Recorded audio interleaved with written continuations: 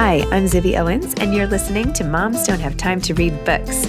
This 30-minute podcast features a new author interviewed by me every single day, 365 days a year, for about 30 minutes. I am also the publisher for Zibby Books, which publishes 12 books a year in fiction and memoir. Our books are already out now. You can check it out on zibbybooks.com. And we have a magazine called Zibby Mag, where we have lots of wonderful essays and lifestyle features. That's at zibbymag.com. We have classes at zibbyclasses.com. And I recently opened a bookstore in LA called Zibby's Bookshop at 1113 Montana Avenue at 11th Street in Santa Monica. I hope that you are able to enjoy some of our other offerings, but this here podcast is the basis of all of it and started in 2018, and no matter what I do, this is basically my favorite thing. Enjoy.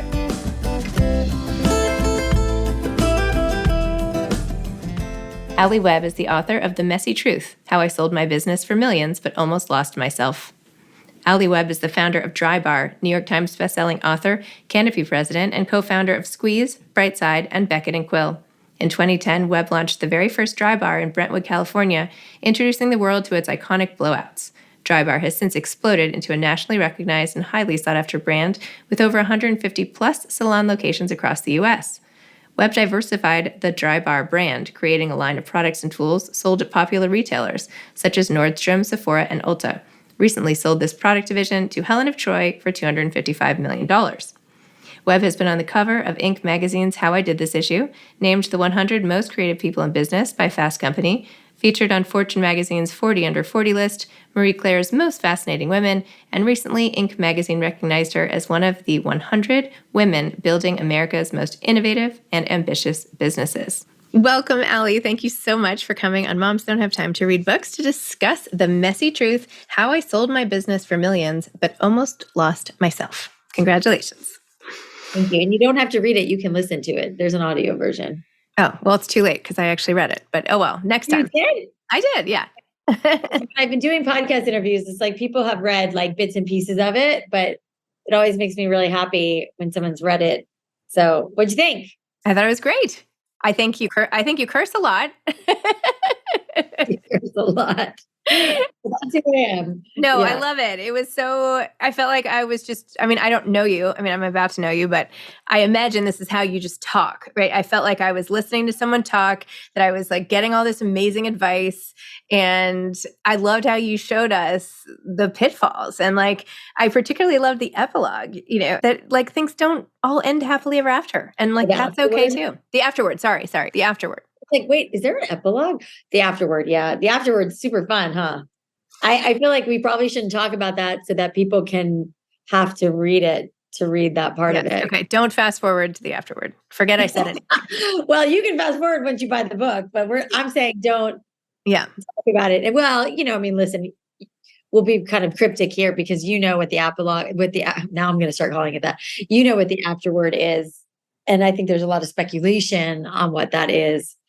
But I've not as a PR stint, but I just haven't wanted to talk about it for a lot of reasons. And putting it in the book was, is my agent and people were like, you got to put it in because this book's going to hit, and then it's going to be information that's relevant and timely. That was rough, but I'm doing much better now. I don't like hearing any of those. You got to do this when it comes to like my own personal information. I get it. I see from the book's perspective why they want that. I get it. Because, the whole book, as you, I'm sure would agree, is a very transparent look into my life, my business, my, like you said, the pitfalls, the ups and downs of growing a business, and like all the, things we go through as humans while we're doing our lives and running our companies or our jobs and whatever. And, it would feel disingenuous to me and, and to my audience of like, hey, we had a little pitfall there at the end that I didn't see coming, that I felt it was important to include because it's part of the messy truth. It's part of the realness of like what we go through in life, So yeah, like I said, the advice I was given was to put something in, and I agreed with it. Also I was not totally thinking straight at that time. So to get people, my agent is like one of my best friends. So it's like to get that like insight of somebody who's looking from the outside in was really helpful, Yeah. So people say like, what are they talking about? Yeah, I know. Sorry. Hopefully they're completely intrigued and run out and buy this book right now. So I did not know. I was really interested in sort of the rise of Drybar and how it came about. And of course, it's one of those ideas where you're like, well, that's such a good idea. Why does this not exist? Or why didn't it exist? And I didn't realize that you started it sort of to help moms at home who didn't have time to do this. So tell listeners more about this, or the inspiration behind your starting Drybar, and then I guess fast forward to why you want to talk about it to everybody now. Yeah. I mean, I was a stay-at-home mom. I mean, I've, a long-time hairstylist. When I was like, in my early 20s, I went to beauty school and really fell in love with it, and spent the next, 10 years or so doing hair off and on. And then I moved to LA from New York City, and with my then husband, Cameron, and we had our boys. And I also, by the way, thought I hit the jackpot, and just that, I was like, I don't have to work anymore. I can just stay home and take care of my kids, which didn't realize what a big job that was. But, I really loved being home with my boys. And I felt really lucky that I was able to be a stay-at-home mom, and I loved every second of it. And, it was like 5 years of that, which is a good chunk of time to be a stay-at-home mom. And for me anyways. And then I just started to get the itch to do something for myself. And because I had all this time and experience in doing hair, it seemed like a logical step to start a mobile blowout business, where I was like doing my whole idea for this was that because I was so enmeshed in the mommy community and culture in LA, because when I first moved to LA, I just had my first son. So I was, in all the mommy groups, and I was in like total mommy world. That's all I knew in LA. So that was like my resource of women. And so after, 5 years and feeling frustrated that I wanted to do something for myself, I was like, well, I can do blowouts in my sleep. And I was like, I had girlfriends and whatever who had curly hair and always wanted me to blow out their hair. So I was like, I think there's like a little bitty business here. And that's truly like all it was at the time. I was like, let me get out of the house for a couple hours, blow out my mommy friend's hair. And that's what I marketed to. At the time, I was like, again, this was like 14 years ago. There was a Yahoo group called like Peach Heads, and it was like 5,000 moms in LA. And that was the thing that I posted and said, hey, I'm a stay-at-home mom, a longtime hairstylist. I'm thinking of starting a mobile blowout business where I'll come to your house and blow out your hair while your baby is sleeping, because I'm talking to moms. And I really thought that was genius, because I knew like my only me time was when my kids were napping, which was like the holy grail of time, as you know. And so I was like, let me come over and like do something that women would really like and appreciate. And I also realized people wouldn't do it if it was like $150, but if it was $40, which was my big business plan, was like 220s, women would do that all day long, easy peasy. And so, therein lies how the mobile business got started, which is called Straight at Home. What I didn't see coming was that was going, that I was stumbling inadvertently upon something that was going to obviously become massive. I just didn't realize it. It was like, I started this business and I was so happy. I was like, I was getting out of the house for a few hours, making a little extra cash, which I'm sure I didn't actually make any money between gas and driving around LA, but I didn't even care about, I've never cared about the money, even, and we can get to that later, but even in like building Drybar, I was always about the like purpose and happiness that I was looking for. And I was really excited. This business was like booming, and I was so busy all the time, which was really the crossroads that I came to that would eventually lead to Drybar, because I couldn't handle all the demand. And at $40 a pop, and I was pretty good at the blowouts, and women were loving, and they were telling all their friends, and I got so busy so fast. And so I was like, well, what now? And realized I had to either, kind of keep operating at this pace, which is going to be pretty small, or, build an actual brick and mortar, which is when I went to my brother, Michael, and said, hey, I think I should turn my mobile business into, an actual shop. And instead of me going to them, they come to me. And, he was like, he's bald. And he's like, what?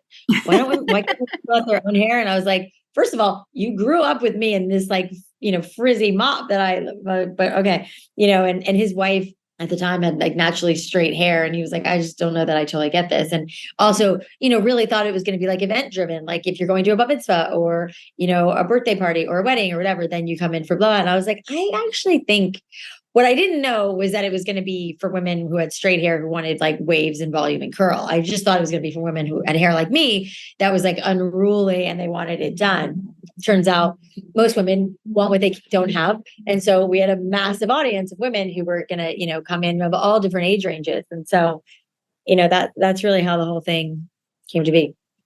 So as it was growing and your life was like getting out of control, when was the turning point where you're like, something has to change here? While the business was like thriving? Mm-hmm. Well, I mean, it's like anything when, you're operating at a breakneck speed. And for me, it was like, we were just, the best way to describe it was like, we were on a rocket ship. I mean, we were moving so fast, and my kids were so young when I started the business. Like, my boys were 3 and 5. And, at the time, my mom has since passed away, but my mom was like, we kind of moved my mom wherever we went. She was with the kids, and it was total chaos, like in the best way. And my life changed, it was like 180-degree change. And I think, the Drybar became like a third child for me and Cam. And, we were married 16 years in total, but, the year after we got married, we had Grant, and then we had Kid, and then we had Drybar. I mean, it truly happened that quickly, within like the first 5 years.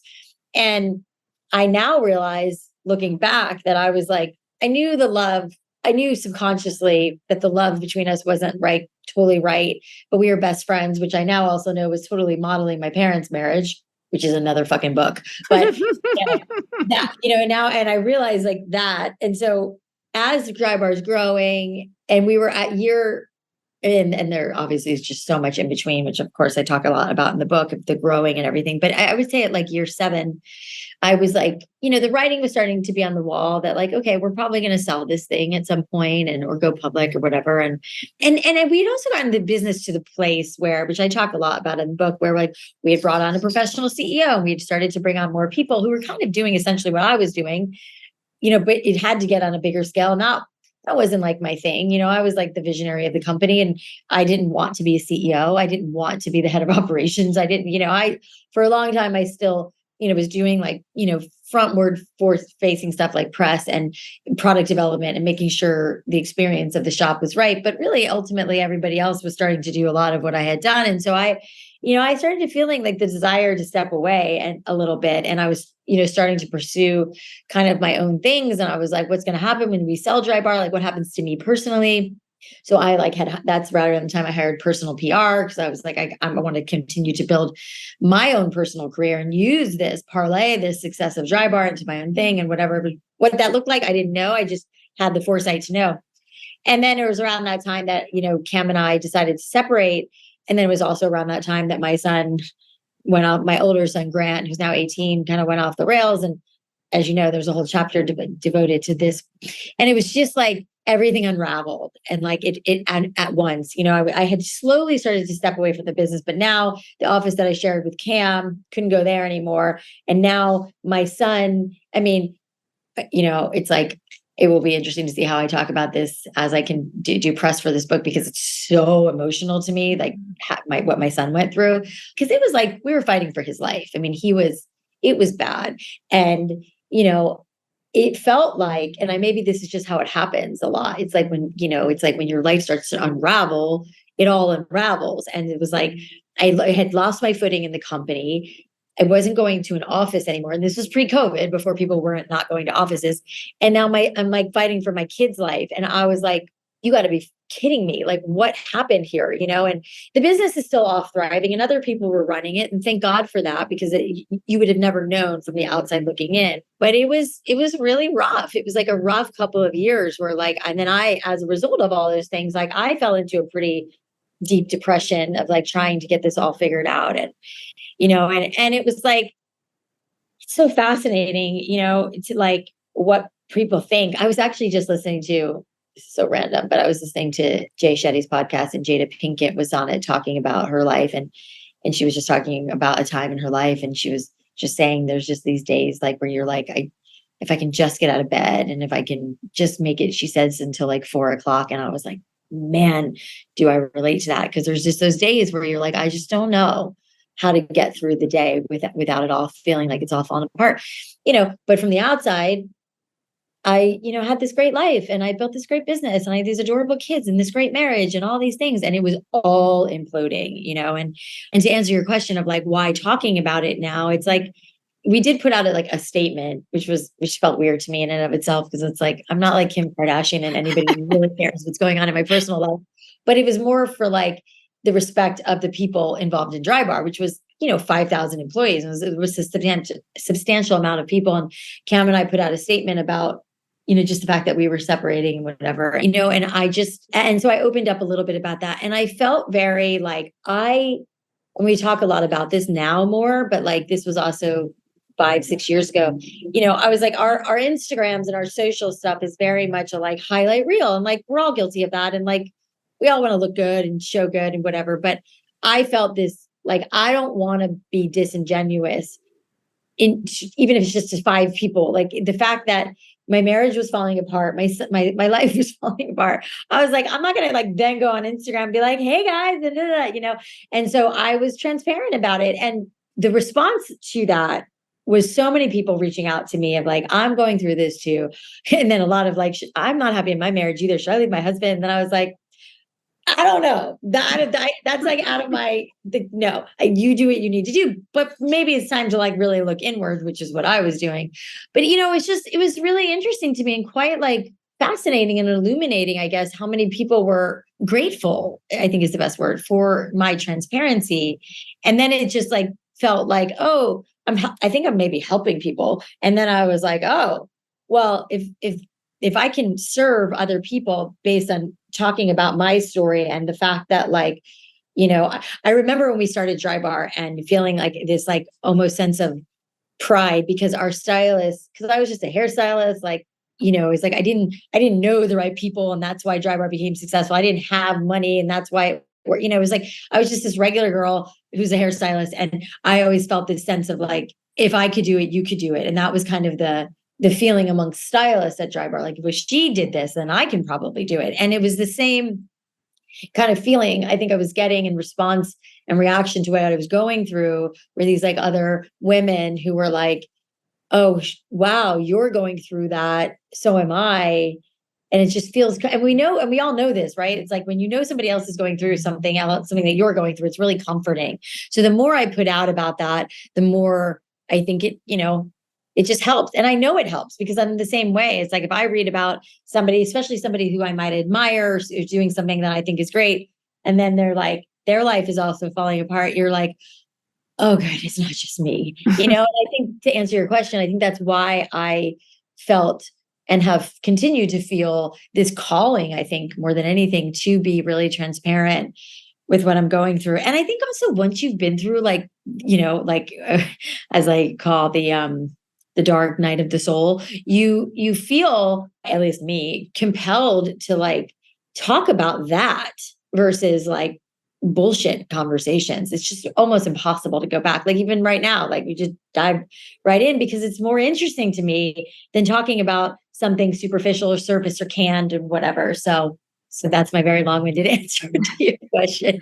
Well, I'm glad you dove right in because this is what makes conversation and connection so interesting, right? Why? I don't know. Who has time? I mean, we might as well, right? I don't know. Get to the good stuff, Exactly. I have gone through a divorce myself. I have 4 kids. I was a stay-at-home mom. I almost like pulled my hair out, but I stayed home for 11 years because I had twins, and then like 6 years later, had 2 more kids. So anyway, I relate to a lot of things, and was kind of hoping for, and I also believe strongly in transparency. I think it's like the only way. And I'm so glad it's on trend because like I've been doing this forever. You know what I mean? I'm like, wow. Yeah, it is like, what is the point? And it's like to get into like a deep connection with somebody and to be able to like go like more soul to soul and human to human. Like, yeah, why would we do it any other way? I totally agree. And I love like that this whole instinct for the business and the sharing and the book and all of it is coming from your place of wanting to help others in whatever way and make people happier, whether it's feeling good about themselves because their hair is behaving to, not feeling like their own relationship is the only one that's imploding. It's amazing. And, and being mixed in, it was really important to me and what I wanted to do, whether it's been done or not before. But it was, I think it was actually, speaking of, I think it was Jay who said to me, like, the intersection of this book was interesting to him because it's like, and which is really what I was hoping for, is to like, there are a lot of business takeaways in this book. It is a lot.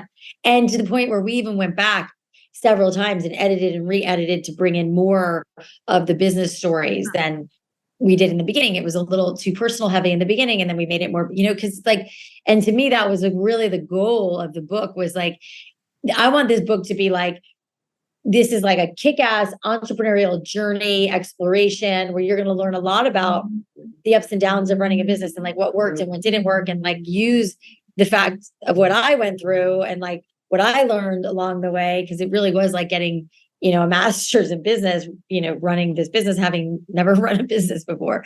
And then, and then the flip side of like what the personal side is. And what I used to say in the early days, and like when I used to do interviews, was like, oh, it's, business is business and personal is personal. Like, I think we all used to say that at some point. And then I was like, no, I rescind that, that like, we are who we are and we take our shit wherever we go, and this, like, to your point about transparency, it's like, if we don't, of course, if like we're going through a divorce or fighting with our kids or whatever we're doing, we're going to show up energetically so different.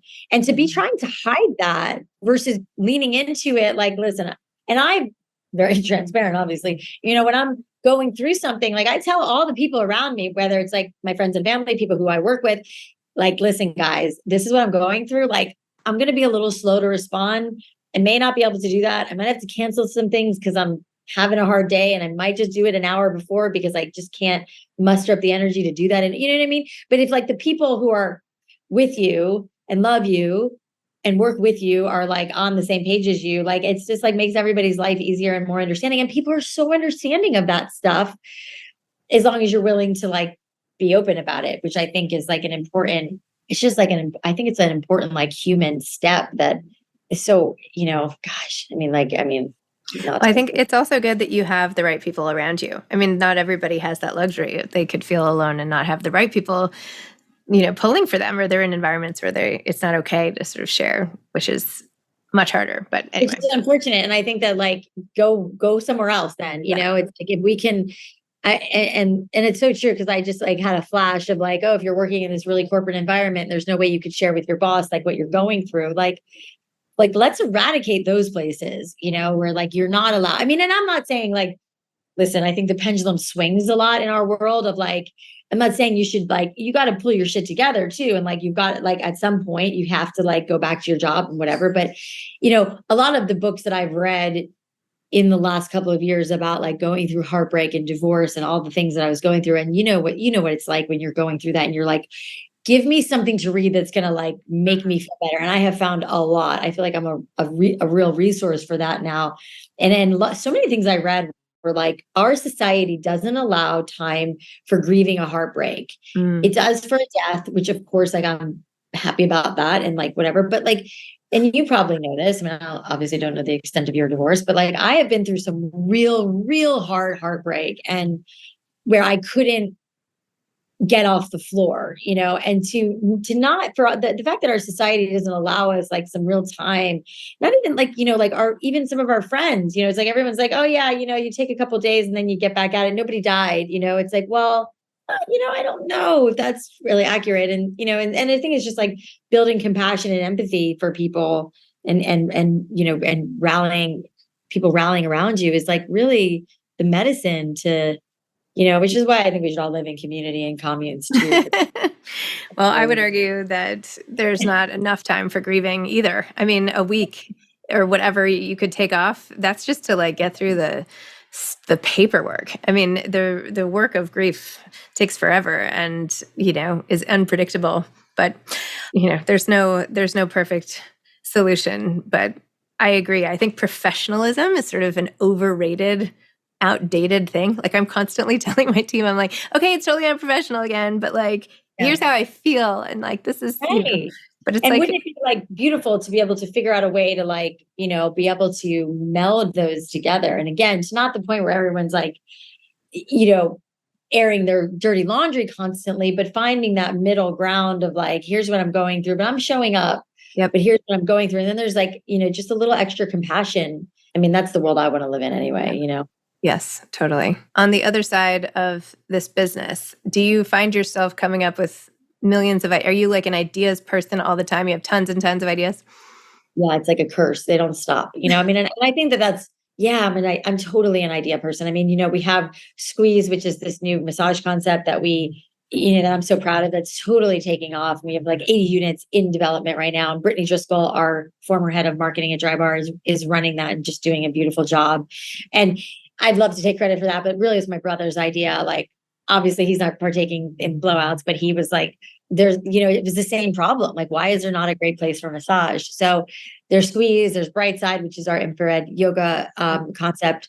I joined with another mom who had a jewelry company and helping her kind of get that into the next realm. But, I think it's like, for me, there's, and then I just started this mastermind that I'm doing that's really fun. And it's like helping other entrepreneurs. And I speak at a lot of events, and I'm sure I'm forgetting something else I have going on, because truly, I'm always like, oh shit, I didn't talk about that because I forgot, but just because I thrive in the busyness and the chaos of it. But I'm also like work hard, play hard. Like, I'm one of those people, and I know this is like controversial, but a little, but I'm like, I'd rather be on a vacation and take calls and work a little bit and be on vacation. Cause I'm like, you can work wherever.